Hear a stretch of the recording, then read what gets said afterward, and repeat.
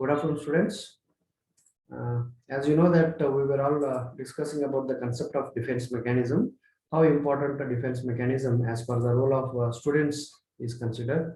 Okay, from that point of view, let us try to understand some of the other elements of psychology under the concept of C1, that is childhood and adolescence. So in the today's class, we shall continue again about the concept of understanding defense mechanism. So in the previous class, we were discussed about the basic idea about the defense mechanism, ರಕ್ಷಣಾ ಕಾರ್ಯವಿಧಾನಗಳು ಅಥವಾ ರಕ್ಷಣಾ ತಂತ್ರಗಳು ಅಂದ್ರೆ ಏನು ಅನ್ನೋದನ್ನ ಹಿಂದಿನ ಅವಧಿಯಲ್ಲಿ ನೋಡಿದ್ವಿ. ಅದರ ಮುಂದುವರೆದ ಭಾಗವಾಗಿ ಕೆಲವೊಂದಷ್ಟು ಅಂಶಗಳನ್ನು ಇವತ್ತು ಚರ್ಚೆ ಮಾಡೋಣ.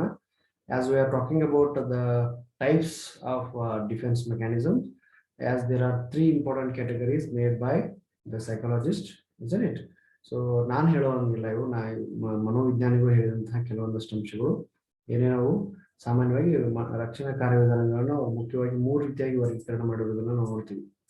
Okay, so those usual aspects were categorized under three categories. As I said, somehow they are very important for every one of us to understand. So what they are, aggressive mechanism nalli we were talking about the first aspect, that is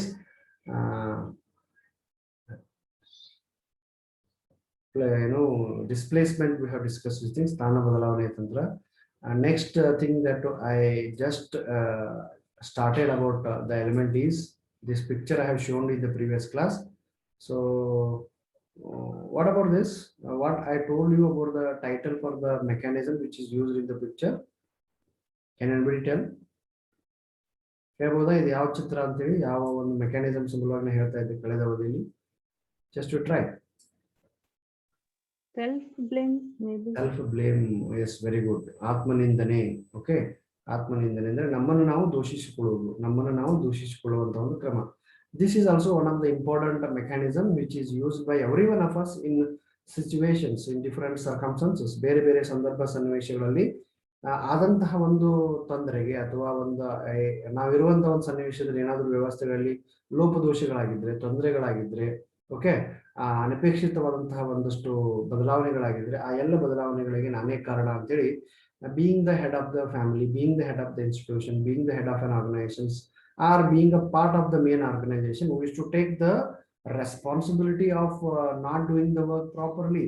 ಕೆಲವು ಸಲ ನಾವು ಆ ರೀತಿ ಕೆಲವೊಂದು ಕ್ರಮಗಳನ್ನ ಮಾಡ್ತೀವಿ. ಅದರಲ್ಲಿ ಬರುವಂತದ್ದು ಅಂದ್ರೆ ಆತ್ಮನಿಂದನೆ. Okay, self blame methodology. So what it is ಅನ್ನೋದನ್ನ ನೋಡ್ತಾ ಬರೋಣ. ಕನ್ನಡದಲ್ಲಿ ಇದಕ್ಕೆ ಸಾಮಾನ್ಯವಾಗಿ ನಾವು ಬೇರೆ ಬೇರೆ ಎಲಿಮೆಂಟ್ಸ್ ಇಂದ ಕರೆದರೂ ಸಹ, yes, let me not move on to the next elements. Yes, so ಆತ್ಮನಿಂದನೆ ಅಥವಾ ಸ್ವಯಂ ದೂಷಿಸಿಕೊಳ್ಳುವಂತಹ ಒಂದು ಕ್ರಮ ಏನಿದು, ಹೇಗೆ ಕೆಲಸ ಮಾಡ್ತಿದೆ ಅನ್ನೋದನ್ನ ಸ್ವಲ್ಪ ನೋಡ್ತಾ ಬರೋಣ. S,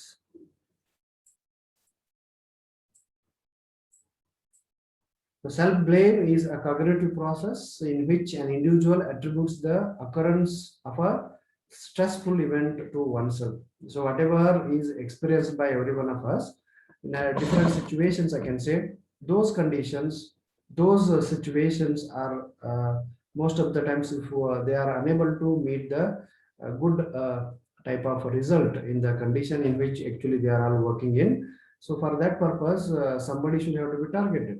So most of the times, being a leader, as I said, being a major personality in the group, or being being the role which is played by an individual in the family. So usually the head of the family used to take responsibility for not doing the family in a very good form. So ಅದೆಲ್ಲ ನಾನೇ ಕಾರಣ ಅಂತೇಳಿ ಕೆಲವು ಸಲ ನಮ್ಮ ಮೇಲೆ ನಾವು ಹಾಕೊಳ್ತೀವಿ. So ಹೀಗೆ ಮಾಡಿಕೊಳ್ಳುವುದರ ಮೂಲಕ ಇನ್ನಷ್ಟು ಜನರ ಆ ಮನೆಯಲ್ಲಿ ನಾನು ಆ ರೀತಿ ಮಾಡ್ತಾ ಇದ್ರೆ ಇತರೆ ಜನರ ಒಂದು ಅನುಕಂಪವನ್ನು ಗಿಟ್ಟಿಸಿ ಅದರ ಮೂಲಕ ನನ್ನನ್ನು ನಾನು ಎಲ್ಲರೂ ಬಂದು ನನಗೆ ಸಮಾಧಾನ ಮಾಡ್ಬೇಕು, ಎಲ್ಲರೂ ಬಂದು ನಾನು ರಕ್ಷಿಸ್ಕೊಳ್ಬೇಕು, ಎಲ್ಲರೂ ಬಂದು ನನ್ನ ಸಮಾಧಾನ ಮಾಡ್ಬೇಕು, ಎಲ್ಲರೂ ಬಂದು ನನಗೆ ಸಾಂತ್ವನ ಹೇಳಬೇಕು ಅನ್ನುವಂಥ ಒಂದು ಮನೋಭಾವನೆಯಿಂದ ಸಾಮಾನ್ಯವಾಗಿ ಈ ಒಂದು ಟೆಕ್ನಿಕ್ ಅನ್ನ most of the times we do use, isn't it? ಸಣ್ಣ ಮಕ್ಕಳು ಜಾಸ್ತಿ ಇದನ್ನ ಮಾಡ್ತಿರ್ತಾರೆ. ಸ್ವಯಂ ಆಪಾದನೆ, ಓಕೆ, ಅಥವಾ ಆತ್ಮನಿಂದನೆ ಅಂತ ನಾವು ಕರಿತೀವಿ. ಅಂದ್ರೆ ಸ್ವಯಂ ನಮಗೆ ನಾವೇ ಆಪಾದನೆ ಮಾಡಿಕೊಳ್ಳೋದು. ಇದೊಂದು ಅರಿವಿನ ಪ್ರಕ್ರಿಯೆಯಾಗಿದ್ದು ಇದರಲ್ಲಿ ಒಬ್ಬ ವ್ಯಕ್ತಿ ಹಲವಾರು ಒತ್ತಡದ ಘಟನೆಗಳ ಸಂಭವವನ್ನ ತಾನೇ ಹೇಳಿಕೊಳ್ಳುತ್ತಾನೆ. ಏನೇನೆಲ್ಲ ಆಯ್ತು, ಇದು ಕಾರಣ ಏನು. So most of the times if we are really truthful to our personality. This is actually good one, but we do use this mechanism as to protect from some of the conditions or external conditions. ಕೆಲವೊಂದ್ಸಲ ನಾವು ನಮ್ಮನ್ನು ನಾವು ಬಾಹ್ಯವಾದ ಒತ್ತಡಗಳಿಂದ ಘಟಿಸಿದಂತಹ ಒಂದು ಘಟನೆಯಿಂದ ಇನ್ನೊಬ್ಬರಿಂದ ನಾನು ದೂಷಿಸಲ್ಪಟ್ಟೆ ಪಡ್ತೀನಿ ಅನ್ನುವಂಥ ಒಂದು ಮನೋಭಾವನೆ ಯಾವಾಗ ನಮ್ಮ ಮೂಡಿಬಿಡ್ತದೆ, ಅದರಿಂದ ತಪ್ಪಿಸಿಕೊಳ್ಳಿಕ್ಕೆ ನಾವು ಮೊದಲನೇ ಅದನ್ನ ಹೇಳಿ ಶರಣಾಗತಿಯ ಪಡೆದಿರ್ತೀವಿ, ಅಂದ್ರೆ ಆತ್ಮನಿಂದನೆ ಮಾಡ್ಕೊಳ್ತೀವಿ ಅಥವಾ ಆತ್ಮ ಸ್ವಯಂ ಆಪಾದನೆಯನ್ನ ಮಾಡ್ಕೊಳ್ಳುವಂತ ಒಂದು ತಂತ್ರ ಇದಾಗಿ. ಹೀಗೆ ಕೆಲವು ಸಲ ನಾವ್ ಏನ್ ಮಾಡ್ತೀವಿ, ಈ ಸ್ವಯಂ ಆಪಾದನೆ ಮಾಡ್ಕೊಂಡು ಏನು ಭವಿಷ್ಯತ್ತಿನಲ್ಲಿ ಆಗಬಹುದು ಅಥವಾ ಮುಂದೆ ಆಗಬಹುದಾದಂತ ಕೆಲವೊಂದಷ್ಟು ನಕಾರಾತ್ಮಕ ಅಂಶಗಳಿಂದ ಮುಂಚಿನ ಹೇಳಿ ನಾನು ಮೊದಲೇ ಹೇಳಿರ್ಲಿಲ್ಲ, ನಾನು ಇದರಿಂದ ಹಿಂಗಾಯ್ತು ಅಂತ ಹೇಳಿ just we try to cope up ourselves with the condition. So hangari we do use this technique, and most of the times whenever the assignments, homeworks were given by the teacher to the students, they used to give the very creative answers. ಏನೇನೇನೋ ಉತ್ತರಗಳನ್ನು ಹೇಳ್ತಿರ್ತಾರೆ, responses ಕೊಡ್ತಿರ್ತಾರೆ. Most of them were the result of this one only.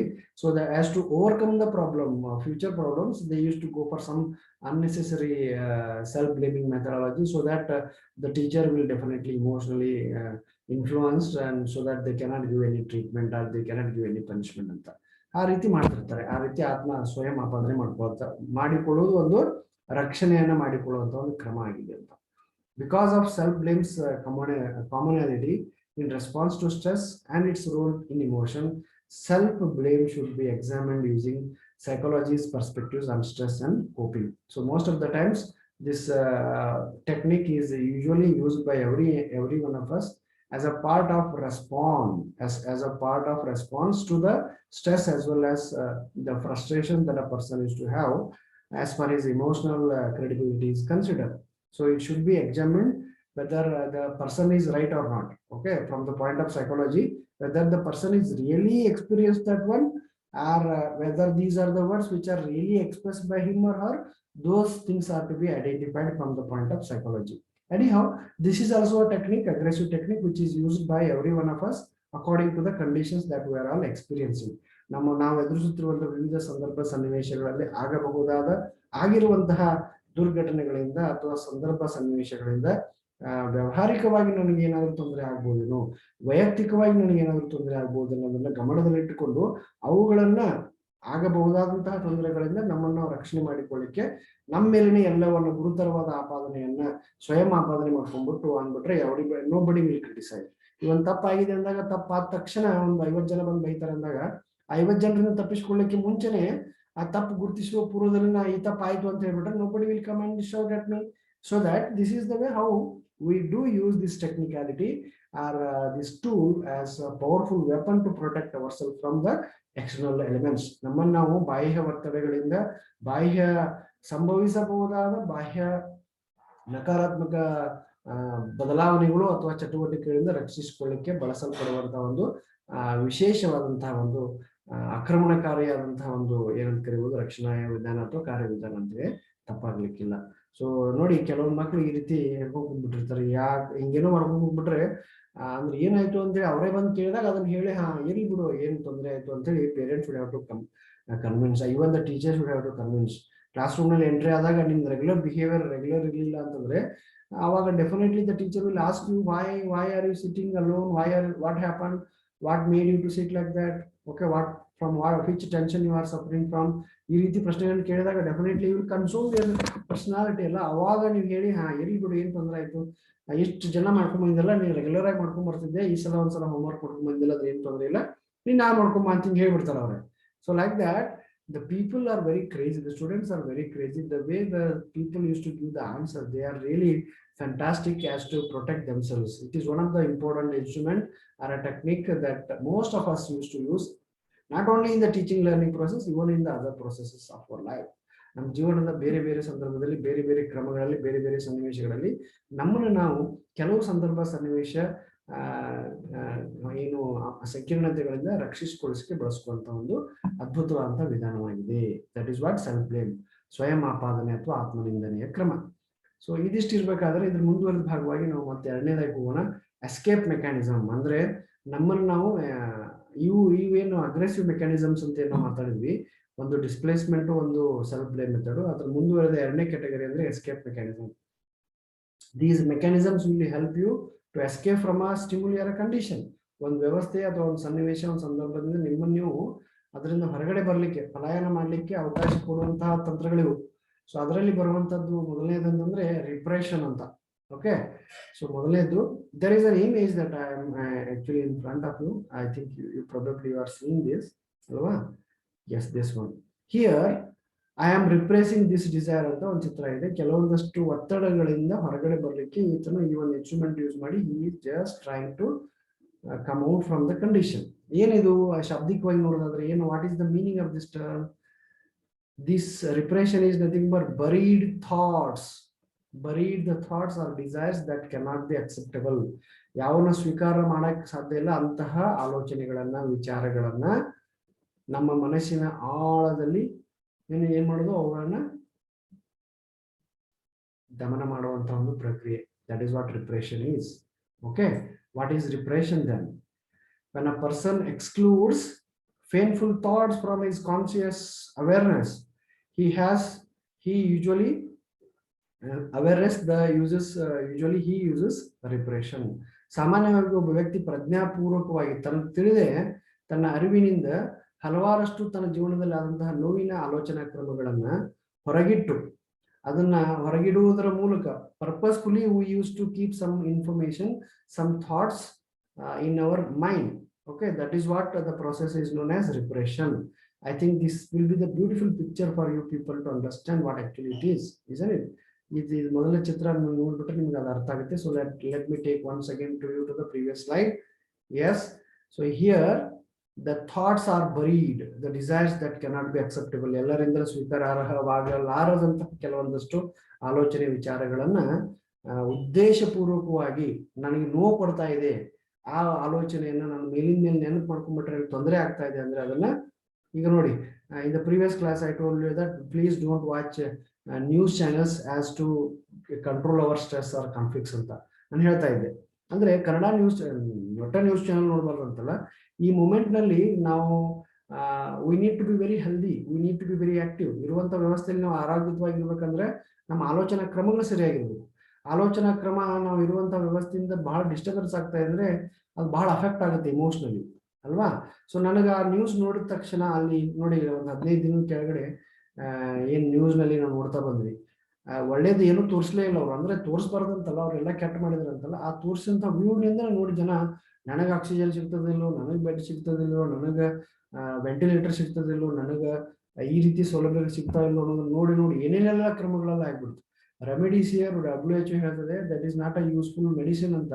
ಅದನ್ನ 1 ಲಕ್ಷ 1.5 ಲಕ್ಷ ನಮ್ಮ ಕಾಲೋನಿಯಲ್ಲಿ ಇರೋದೊಬ್ಬರು ಮಾತಾಡ್ತಾ ಇದೆ. Even the press reporter from Dharwad has given open statement last week that he paid 1,50,000 for one remdesivir vials ಅಂತ ಏನೋ ಕರೀತಾರೆ. ಓಕೆ, ಅದು ತೆಗೆದುಕೊಳ್ಳಕ್ಕೆ 1.5 ಲಕ್ಷಕ್ಕೆ ಬ್ಲಾಕ್ ಮಾರ್ಕೆಟ್ ನಲ್ಲಿ ಕೊಟ್ಟು ತಗೊಂಡ್ಬರ್ತಾರೆ.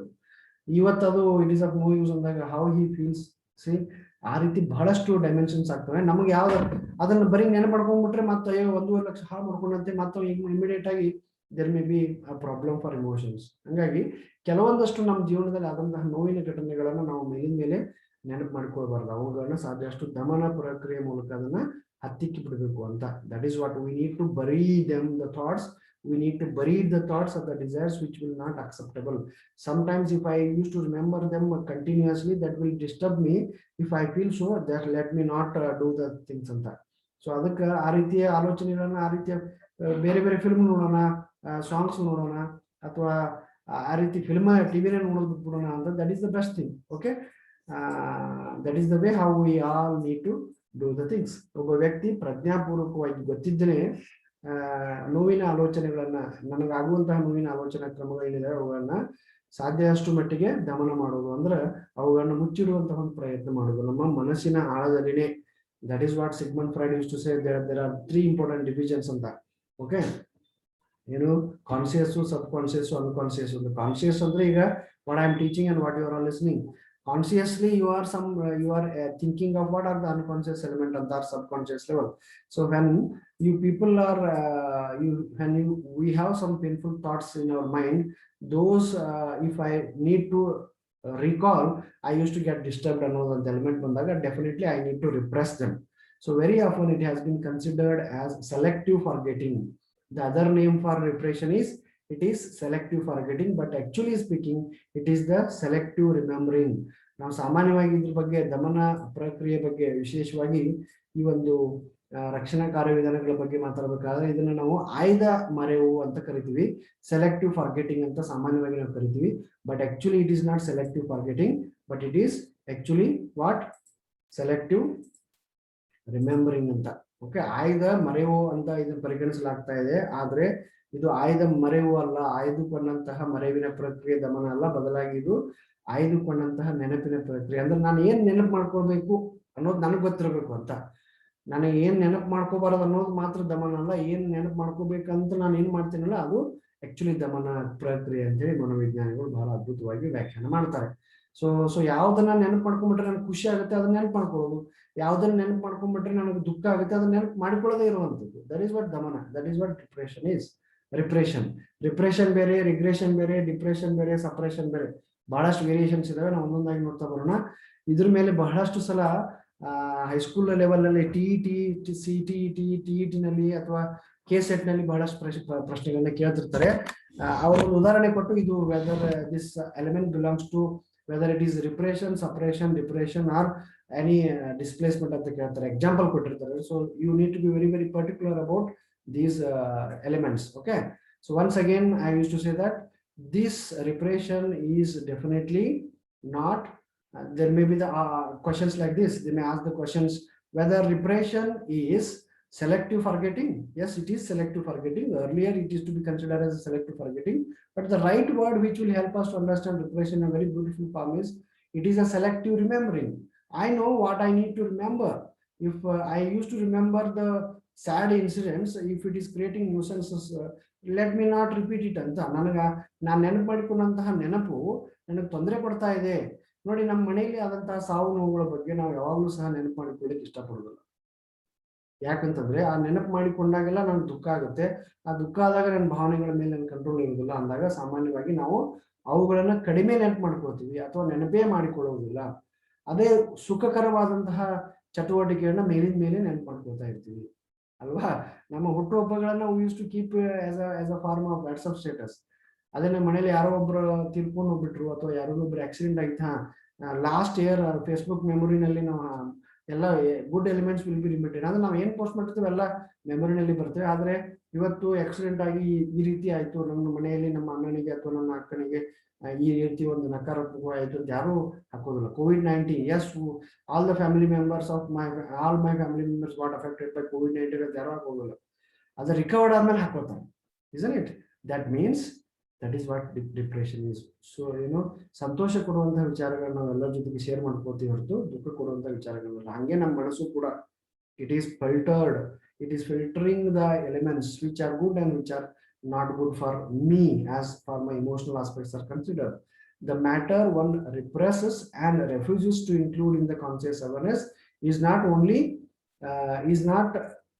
really forgotten. In a case a person sees the accidental sudden demise of beloved friend or family member, these painful experiences may be excluded from his conscious self. So sometimes knowingly or unknowingly we do use these all categories in the elements. Like ಪ್ರಜ್ಞಾಪೂರ್ವಕವಾಗಿ ಒಬ್ಬರು ನಿಗ್ರಹಿಸುವ ಅಥವಾ ನಿರಾಕರಿಸುವ ವಿಷಯ ನಿಜವಾಗಿಯೂ ಮರೆವಾಗುವುದಿಲ್ಲ, ಮರೆಯಂತ ಒಂದು ಪ್ರಕ್ರಿಯೆ ಅಲ್ಲ. ಆದ್ರೆ ಒಬ್ಬ ವ್ಯಕ್ತಿಯ ಪ್ರೀತಿಯ ಸ್ನೇಹಿತ, if I am talking about a persons personality, if his beloved friend are the family member of his close connected personality, ಅವ್ರಿಗೆ ಏನೋ ತೊಂದರೆ ಆದಾಗ, ಸಾಮಾನ್ಯ ಒಬ್ಬ ವ್ಯಕ್ತಿಯ ಪ್ರೀತಿಯ ಸ್ನೇಹಿತ ಅಥವಾ ಕುಟುಂಬದ ಸದಸ್ಯರ ಆಕಸ್ಮಿಕ ಅಥವಾ ಹಠಾತ್ ನಿಧನ ನೋಡಿದ್ರೆ ಆ ನೋವಿನ ಅನುಭವವನ್ನ ಅವನ ಪ್ರಜ್ಞಾಪೂರ್ವಕ ಸ್ವಭಾವದಿಂದ ಹೊರಗಡೆ ಇಡಬಹುದು. ಆದ್ರೆ ಅದೇ ವೈಯಕ್ತಿಕ ಜೀವನದಲ್ಲಿ ಆದ್ರೆ ಅದನ್ನ ಹಾಗೆ ಇಡ್ಲಿಕ್ಕೆ ಸಾಧ್ಯ ಇಲ್ಲ. ಅಂದ್ರೆ purposefully, that is what conscious forgetting ಅಂತ ಏನ್ ಕರಿತೀವಿ ನಾವು, ಆಯ್ದ ನೆನಪು. Okay, it is not the selective forgetting, but it is selective remembering. ಏನು ನೆನಪು ಮಾಡ್ಕೊಳ್ಬೇಕು, ಏನು ನೆನಪು ಮಾಡ್ಕೊಳ್ಬಾರ್ದು ಅನ್ನೋದು ನಮಗೆ ಗೊತ್ತಿರ್ತದೆ. ಸೊ ನಮಗೆ ದುಃಖ ಕೊಡುವಂತ ವಿಚಾರಗಳನ್ನು ಸಾಧ್ಯ ಅಷ್ಟು ಮಟ್ಟಿಗೆ ನಾವು ರಿಪ್ರೆಸ್ ಮಾಡಿರ್ತೀವಿ, ಖುಷಿ ಕೊಡುವಂತ ವಿಚಾರಗಳನ್ನ ಮೇಲಿನ ಮೇಲೆ ಹಂಚ್ಕೊಳ್ತಾ ಇರ್ತೀವಿ. So that is the way how we need to understand the concept of repression. I can say. Just I will like to, yes. So this is what we discussed about on the concept of repression today.